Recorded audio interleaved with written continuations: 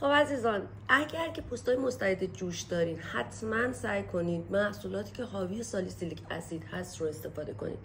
به این دلیل که سالیسیلیک اسید سلول‌های مرده رو از روی پوستتون برمی‌داره و علاوه بر اینکه سلول‌های مرده رو از روی پوست برمی‌داره باعث میشه که این موادی که داخل منافذتون رو پر کرده و به اصطلاح منافذ رو میبنده و باعث مسدود شدن منافذ و جمع شدن چربی داخل اونها میشه و در نتیجه باعث میشه که این تجمع چربی ها و جمع شدن و مخلوط شدنش با باکتری ها باعث به وجود اومدن جوش باشه. سالیسیلیک اسید میاد داخل اونا میره، باکتری ها رو که از بین میبره، هیچ اون چربی ها رو به اصطلاح سرش رو باز میکنه میده بیرون و برای همین هستش که بهترین درمان برای جوش ها هستش.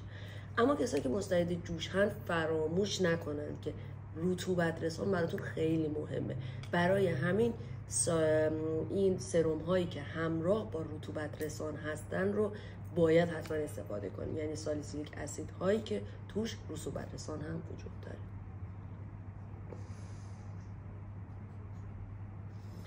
خیلی از ما میپرسن که این نیاسیناماید چیه؟ نیاسیناماید به عنوان همه کاره پوست به حساب میاد، یعنی در یه قسمت‌های کار آبرسان و رطوبت رسان رو میکنه، در یه قسمت‌های جای سفید کننده رو انجام میده. ببین کسایی که پوستای مستعد جوش هستن نیاسیناماید کار ویتامین C رو براشون انجام میده، یعنی کسایی که مستعد جوش هستن از قطره ویتامین C مخصوصا درصدهای بالا نمیتونن استفاده کنن، کسایی که خیلی حساس هستن. برای همین ما میایم بهشون قطرهای نیاسیناماید میدیم، اونم نه اینکه الان پاشید برید نیاسیناماید استفاده کنید، نه، خیلی به حتی به نیاسیناماید هم حساسیت نشون میدن، درصداش باید مراقبت کنید. مثلا یه سری کمپانی ها هستن که مینویسن ویتامین C پوستای مستعد جوش، ولی در اصل ویتامین C داخلش نیست، نیاسینامایده. چون ویتامین C یه مقدار به خاطر همون به اصطلاح اکتیویشن به اصطلاح فیبروبلاست که باعث تولید کلاژن میشه، خود همون یه مقدار تولید آکنه میکنه.